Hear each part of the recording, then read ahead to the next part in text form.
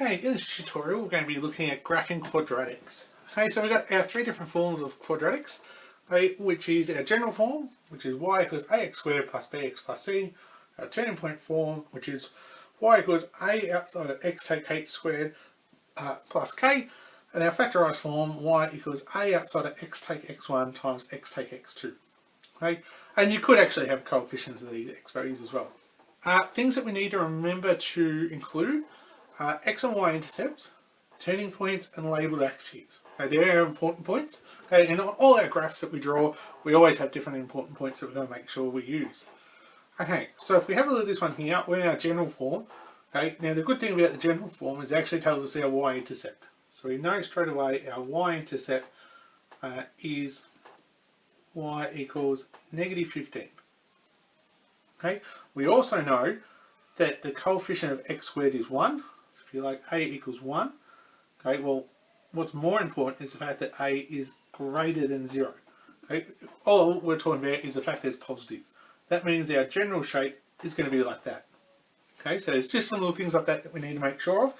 Now, because we've done that, it actually basically is all we can do in this form, which isn't actually enough for us to graph it. So what we need to do is put it in a different form. And often the easiest one is to go with our factorized form, because we actually know our general shape, know our y-intercept, so we only really need our x-intercepts and our turning point. Okay, it's actually easiest if we just work in our factorized form of it. So what we'll do is we'll factorize this. So say y equals, now remember we need factors of 15 that get us to -2, which are going to be -5 and +3. Okay, if you're a little rusty on your factorization, a previous video actually helped you through that process of factorization, so you might need to go back, have a look at that. So this is our factorized form. So we're getting pretty close to everything that we need to know. So we'll actually probably start drawing some axes and getting ready here. Okay, so we know now that our x-axis intercepts are when x equals 5 and x equals -3, using our null factor law and setting that equal to 0. So we know now that we go through 5 and we go through -3. We also know that down here our intercept is -15.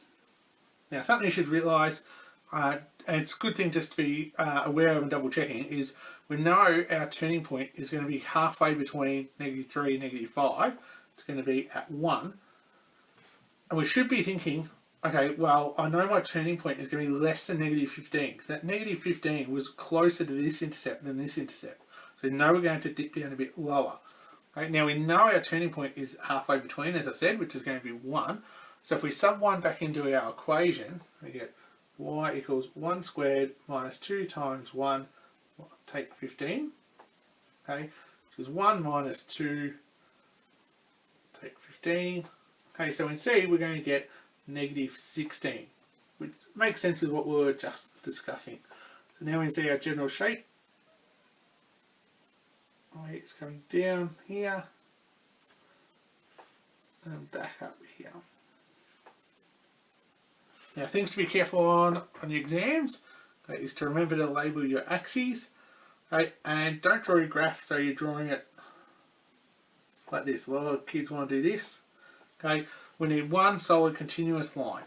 Okay, so you need to be careful of that when we're drawing our graphs. Okay, so that's our first one done. Right, we've got a few different worked examples that we're going to do. Okay, so jump into this next one. Okay, and so we're going to be graphing each one of these. Okay, this time you see we're in the turning point form. Okay, turning point form is great, and it's going to tell us straight away some information, which is obviously our turning point. Okay, is going to be at 2, -8.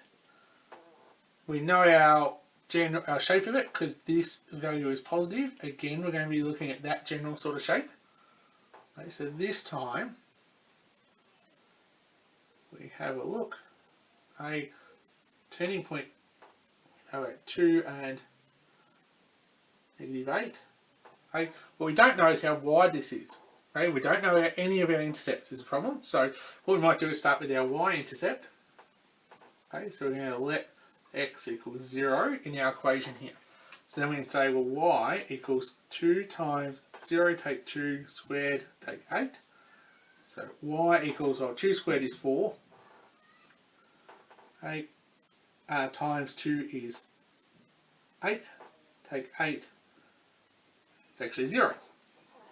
So we're actually going to be going through here, which is handy. Right? And then we also need to find our x-intercept. So we're going to let y equals 0. So this time we can say 0 equals 2 times x take 2 squared take 8.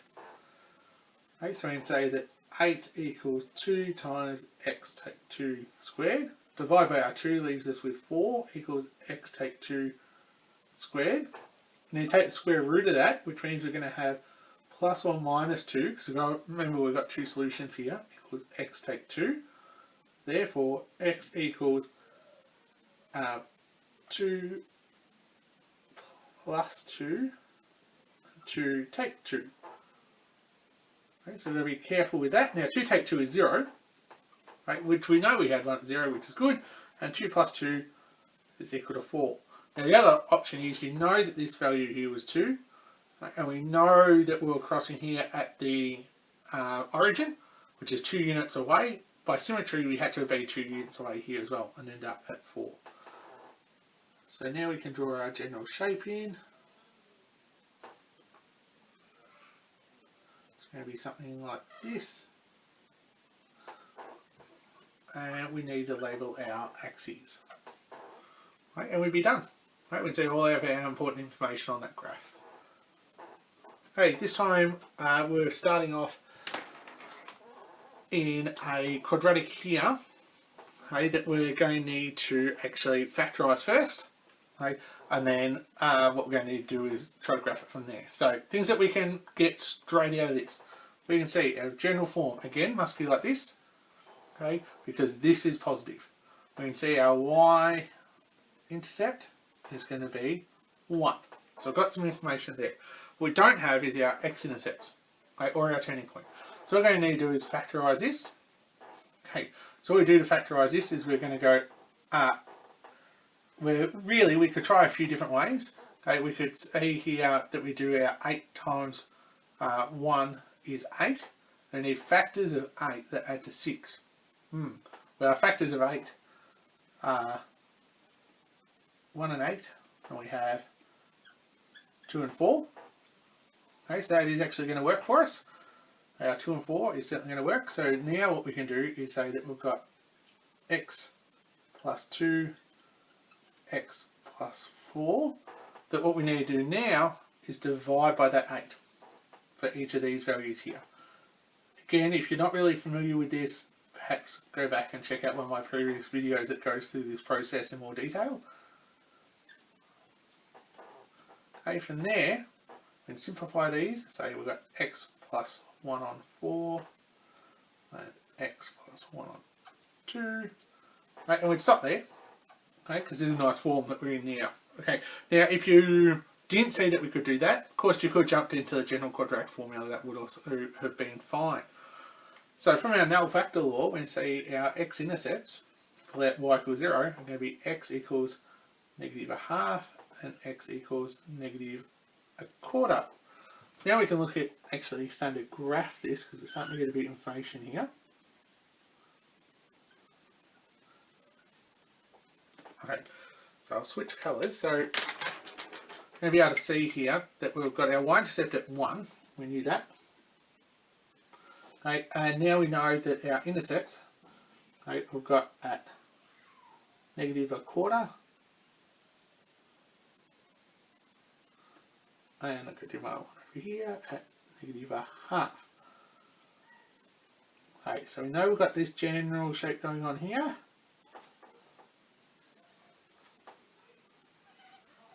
Okay, just because of my scale, it's stretched out a bit wider. Okay, it doesn't matter, you can use whatever scale you like.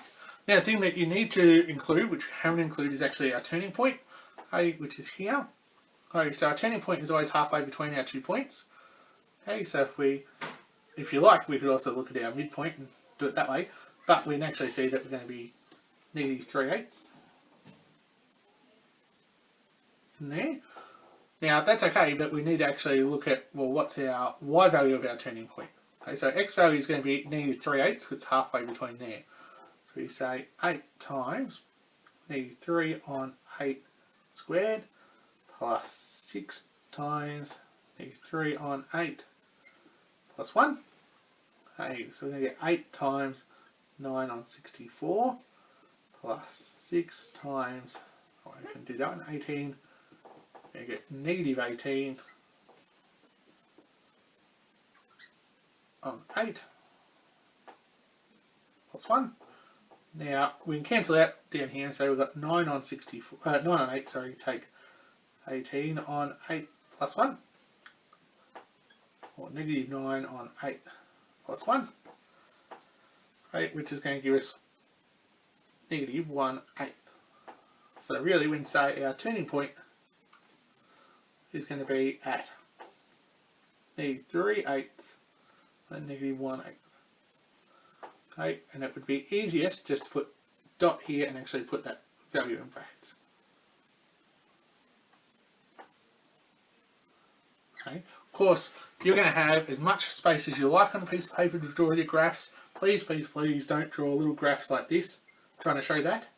Okay? Or when you've got a big A4 piece of paper, make sure you always give yourself plenty of room. Okay? Does it matter that all the other ones we had nice numbers and this one we didn't? No, of course not. Okay? In methods, we need to be able to work with fractions, decimals, surds, things like that without any real dramas. Okay, in our next worked examples, we need to look at actually going the other way and finding the equation of a graph that we've been given. So, in this first one, we can see that we know our y-intercept and we know our turning point.